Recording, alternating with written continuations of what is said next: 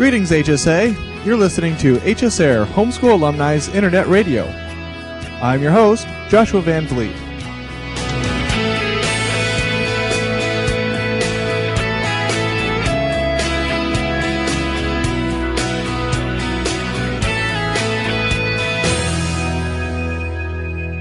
As some of you may have noticed, HSAIR has been growing and improving as each month goes by.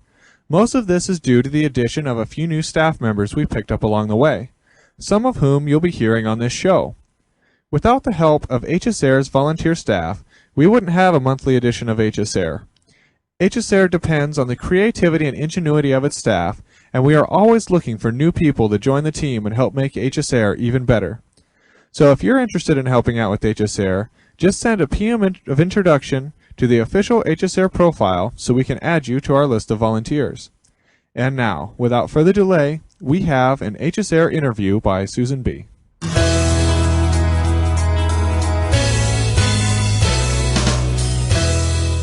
This is Susan B. with Homeschool Alumni Internet Radio, and I'm here with Jim K. to talk about his homeschooling experience. So, just giving you a feel for what your own education experience was. Well, unlike probably 95% of the population of HSA, I'm kind of a blip on the demographic because I spent virtually all of my educational experience in the public school system. I like to joke that my homeschooling experience consisted of my father teaching me how to read. And he did that before I was in kindergarten, and he basically, I don't even remember exactly how he did it, but he taught me enough that I remember very distinctly being in a kindergarten class, and the teacher had a sign up on the wall, and the sign said, "See the funny clowns," and the teacher asked the class if anybody could read that. And so old Big Mouth opened his yap and read it, and she said, "Jim, I didn't know you could read." And the next thing I knew, I found myself being hustled off to reading teachers and basically separated from the rest of the class, and they would give me these, what they called SRAs. I don't even remember what it stands for, but it was a reading curriculum. And I was given a great deal of time on my own, and so I would read these things, and then I would do whatever the questions they would give me at the end. And I found that what happened was I developed some very, very, very bad study habits, but I also loved to read. And so I spent a lot of time reading and a lot of time totally out of sync with the rest of the class. So I was learning, but I was learning pretty much at a different pace and different things than the rest of my classmates. So probably the first 3 or 4 or 5 years of my schooling experience, I was there, but I wasn't there. I was probably would be labeled attention deficit these days because I didn't pay attention. My mind was usually elsewhere. It was always going, and I was always reading. But that's basically how I learned. I think what homeschooling does is it provides the student with an opportunity to learn at his or her own pace and in a style that best suits his or her learning ability. And so in a sense, I had some of the homeschooling experience, and I said before, I like to joke that I was homeschooled for like 6 months or however long it took my father to teach me to read. But the rest of the time I spent going through the public education system. Now, what about when you were thinking about having kids of your own and how they would be educated? What were your plans initially about how they would be educated? I should back up just a little bit because my my exposure to homeschooling, my initial exposure to homeschooling, took place as a result of the Internet. And I think it's fair to say that the Internet has more or less become the connective tissue that allowed the homeschooling movement to gain the momentum that it has, because it's provided a way for people to network and for information to be distributed and for people to get on and just exchange ideas. I sort of stumbled onto a homeschooling bulletin board that was sponsored at the time by America Online. And what ended up happening is I was sort of fascinated by what I was reading, because I noticed two things. I noticed a cultural element that was very similar to the church in which I grew up, and one of the characteristics of that church is we went through a time in probably about the late 80s or so when a number of the families homeschooled, and that and the Internet was my first exposure to homeschooling. Prior to that, I really didn't even know that people did this. I graduated high school in 1983, if that kind of gives you an idea when I was in my primary educational phase. But did that answer your question adequately, or am I starting to wander? No, that's great. I love having the background. That's excellent. So you found out about homeschooling, and did you think of it initially as a possibility for your kids, or were you thinking that just something that other people did? Well, when I had developed an interest in homeschooling and kind of a fascination with young people who either had been or were in the process of the homeschooling experience.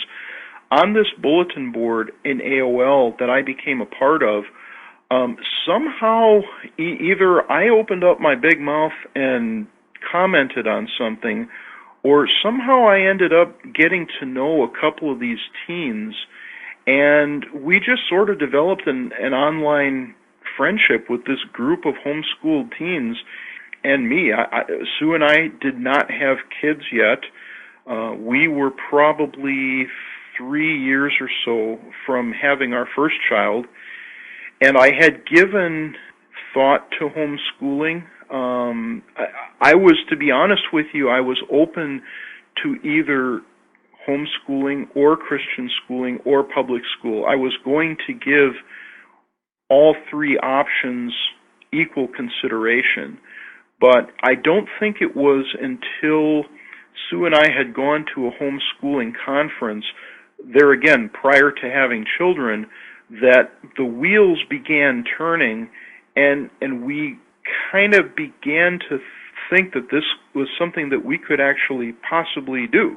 That is wonderful. Our homeschooling experience has been really, really positive.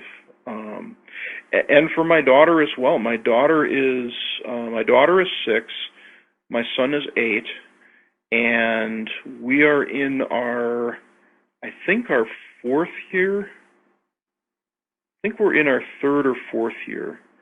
Sue keeps track of that stuff a little bit better than I do, but and we see no end in sight as far as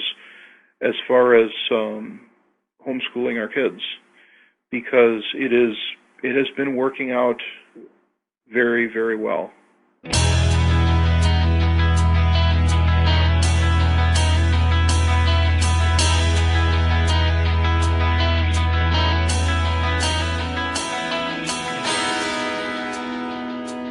Hey everybody, this is Nick Young from Arab, Alabama.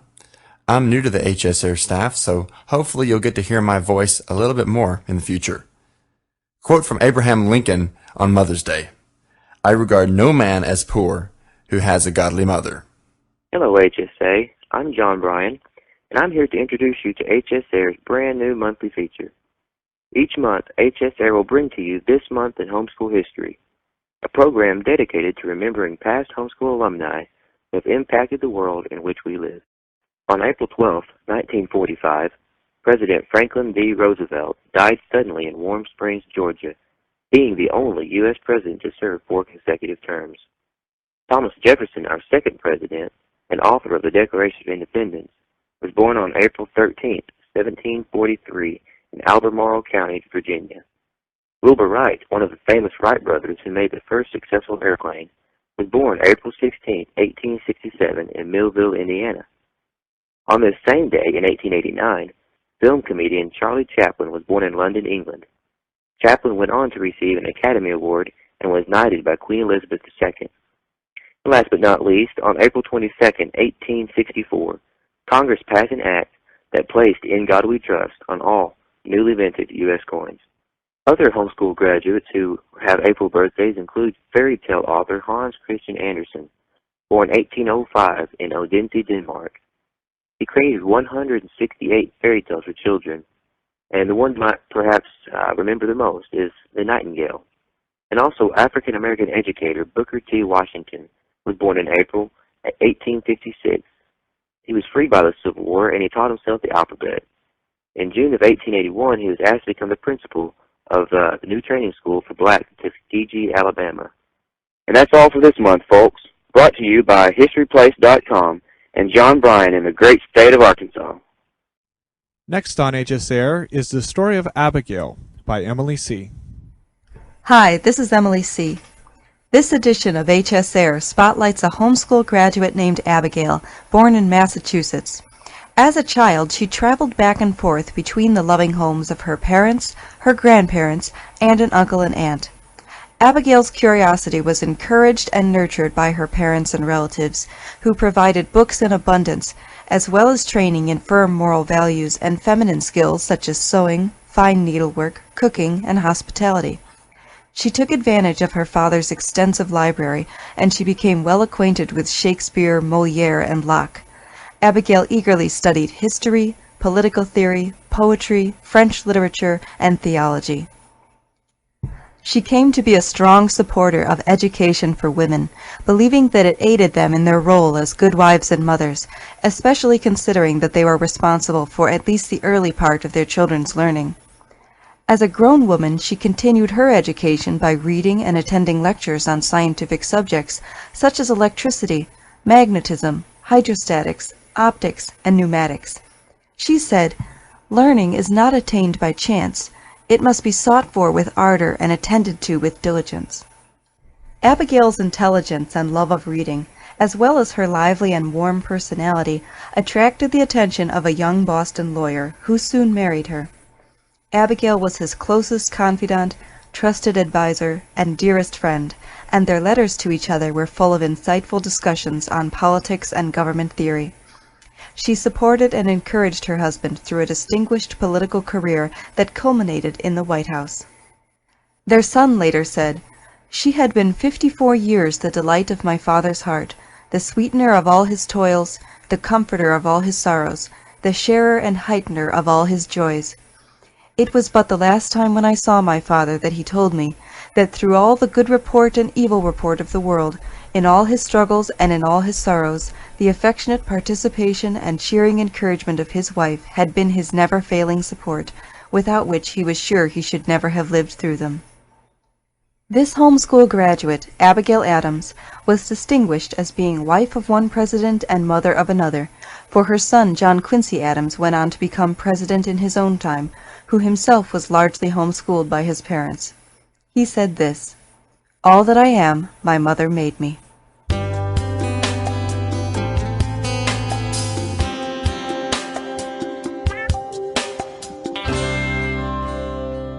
Hello, HSA. Dorothy Canfield Fisher said, "A mother is not a person to lean on, but a person to make leaning unnecessary." In this edition of HSAIR, we decided to add a new feature, which showcases the artistic talents of homeschool alumni. So look forward to this feature in coming months. This month, we have a special poem written and read by our very own David Hudlow. O beloved, who I could not live without, I write this poem to you, who I love with no doubt. You can't know what joy you've given me, though very rarely do we agree. When I'm sitting in the dark, you light up the room just like a spark. At the sound of your soft humming, my weary heart starts quickly running. Few understand and some ridicule, but just the same, I'll stay with you. The beauty of your glowing features makes you most striking of all creatures. Your very breath warms me through. Oh, what was I before I met you? Your silver screws make you all the cuter, my dear, precious, and beautiful computer. Hi guys, this is Camden Spiller. I'm actually recording my segment this month from the Mass Hope Conference in Worcester, Massachusetts. I apologize for any background noise, but the Mass Hope Conference is a big homeschooling conference out here near Boston, in the Boston area, and I think they figured there would be about 4,000 people out here, and it looks like it. There's a lot of people out here. It's been really good to be here. We did a little workshop, just spreading the word about HSA. And it's been really good to be here. The people have been awesome. Met some new homeschool graduates. It's always just fun to meet people face to face, tell them about homeschool alumni, and have that wow, I've always hoped there was something like this, or I've always been looking for this kind of thing. Just to kind of get people's reactions to it, and talk with some of the homeschooling pioneers as well, just to just to get that feedback. And it's inspiring for me to hear a lot of these guys talk, and just to get their insight and wisdom on homeschooling's early days and these days as well. It's an interesting time in the homeschooling movement for sure. There's a few things I just wanted to check in with everybody about. The thing that's been in the forefront of my mind lately, of course, and with our reunion committee, there's a lot going on with the national reunion. We're going to be opening registration here in the next couple of weeks, just as soon as we can, really, but definitely within the next couple of weeks. Registration will open. Keep an eye on homeschoolalumni.org/reunion, or just go to the homepage. There'll be a big announcement when we open registration, so you can't miss it. But there'll be more information coming out. We'll post stuff on the blog, and it'll be highly publicized for sure. But that's right around the corner. The dates again, July 19th through 22nd. It's 4 days this time. So anyway, keep an eye on that. That's very exciting. We've got some great postcards printed up. So do go ahead, and if you don't already have your mailing address on your registration profile, go ahead and put that on there, and we'll get you a postcard and information that you can have. They're kind of cool postcards, and you can give them to a friend if if you want. But of course, that mailing address information doesn't go out on your profile. It's just your registration information. Speaking of cool and free and in your mailbox, the folks over at Homeschool Digest have offered to give a free issue of their magazine, Homeschool Digest, to any homeschool alumni member who would like to request one. There'll actually be a special link that you'll need to use to get that, to order that from their website, totally free of charge. But keep an eye on the Homeschool Alumni blog, and actually in the message center there'll be an announcement you'll see for this. So check that out. If you don't get Homeschool Digest, I would encourage you to check it out, because they feature a lot of articles from homeschool graduates, and their marketing director, Israel Wayne, a good friend of mine, and I guess a lot of you guys will remember him from the National Reunion. He gave a presentation at the 2006 Homeschool Alumni National Reunion, and he's a homeschool graduate, as well as his sisters who all work in the magazine. Do encourage you to check that out, and keep an eye on the HSA blog for that announcement. Okay, the next thing, photo comments. We were supposed to launch those actually a couple months ago, had some problems with it, and we're planning on launching it again this month. So keep an eye on that. That's going to be where you can go to somebody's profile. If they have it, if they've enabled it on their profile, you can comment on their pictures, and it's a pretty fun little thing. The next thing I want to talk about is some progress in our initiative to more establish just the organizational structure, the framework of homeschool alumni. This is pretty exciting. I don't know how exciting this will be to everybody else, but it's kind of a step, and I'm excited about it. As of March 13th, Homeschool Alumni is an official nonprofit corporation. That what that means for us, we can take advantage of tax deductible donations with our 501c3 designation, which is pending, and we should have an announcement on that soon. But just being a nonprofit organization affords us several advantages. I'll talk about that more next month. But one thing we're going to be launching before next month is the Shop for HSA program. You may remember that from a while back. It's a way where we're going to be able to raise a little money for HSA to help us with the national reunion and trips like the Europe trip and the Prince Edward Island trip, the various things. We're going to be doing some more stuff with HSA outreach, and I'd like to talk about that more a little bit later. But this will be a fundraising thing. Basically, the way it works is if you're going to buy something on Amazon.com, instead of just going straight to Amazon, you can go to amazon.shopforhsa.com, and that'll take you directly to the Amazon site. But it'll give us it'll put in a little affiliate code there, where we'll get a 6%, 8%, 10% commission donated back to Homeschool alumni. And that's going to be, it'll cost you nothing. It'll be a way where we can bring a little revenue into HSA and help us do some cool things. That's really all I have to cover right now, but I look forward to touching base with everyone again next month. If you guys have any questions, I always love to talk to folks, so drop me a message. Hope you guys are doing well. Take care. Bye-bye.